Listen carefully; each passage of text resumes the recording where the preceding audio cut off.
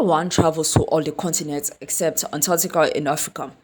Antarctica has a good reason why it can't be a Formula One based area because, well, logistics and I'm pretty sure it's against basic human rights.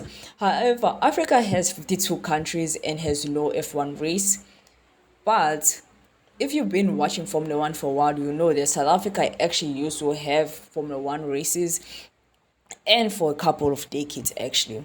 So why doesn't South Africa have Formula One anymore?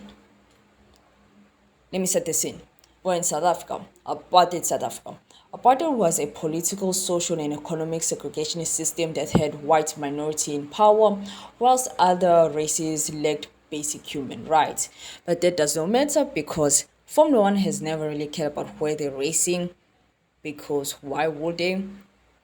But still, the track used is Kyalami. Kyalami racetrack is based in Midrand, Johannesburg, Gauteng, and the very first winner of the race was Pedro Rodriguez running for Cooper Maserati. Random fact, Pedro Rodriguez would also win the 1968 24-hour Le Mans, which I find quite cool when drivers are able to use their driving skills in multi different. Wait, what?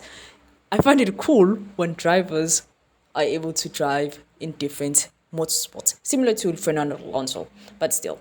Going back to the Grand Prix, over the years the track will change, but it will still be an iconic staple of the Formula One calendar, with even a South African winning the Driver Championship in 1979, which was Jody Scheckter for Ferrari. And everything was good. Of course, if you don't look at the politics of what is going around you. You believe in apartheid as a way of life. Yes, I do. Why? In South Africa. Why is that, sir? Because the race, which is in a lesser state of development, is by far in the majority here. And numerically, of course, they are much stronger. And because also I believe that it is according to God's will that the white race, which is in the majority in this country, should be preserved. And also everything we have done in the last 300 years and built up in the church and in the state should be preserved and not be swallowed up by Everything is good. However, in the 1980s, South Africa started to experience sanctions, and the 1980s was really the boiling point and when most companies, sports countries started to boycott and sanction the country. Like, for example, in the 1985 Grand Prix, 21 out of the usual 26 drivers were present due to countries not allowing the drivers to race, and some sponsorships had to be covered up because, again, no one wants to be associated with South Africa. The races will, of course, carry on until 1993.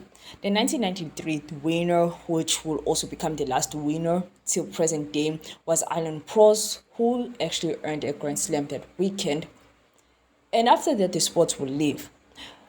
The weird and kind of funny part, which is of course not that funny because we talk about apartheid, is apartheid will actually end the very next year in 1994, in April.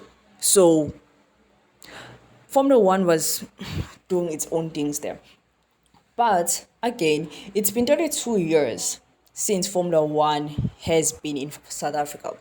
Well, 32 years if you're watching this in 2025. But still, there has been other motorsports in South Africa in general, like Formula E, which counts. But an actual Formula One race hasn't been on the track. And one of the big problems is Kyalami is currently a grade 2 FIA track, meaning that it still has to do some safety and infrastructure upgrades to become a grade 1 track, which becomes eligible for Formula One races. The government is currently saying that it will cost them around $5 million to $10 million, which is a lot of money, to become a grade 1 track. However, they are very hopeful with it, saying that the track might be ready by 2027 or 2028. And hopefully everything will go to plan, as South Africa is the only country with a track that is close enough to become a feature in the F1 calendar. I think the country can actually do it, and also I'll be excited. But then the problem is that I can't actually afford Formula One at all. I can't even afford the merch. Hide the money, y'all. There's poor people around. With your broke ass. I need to get rich somehow.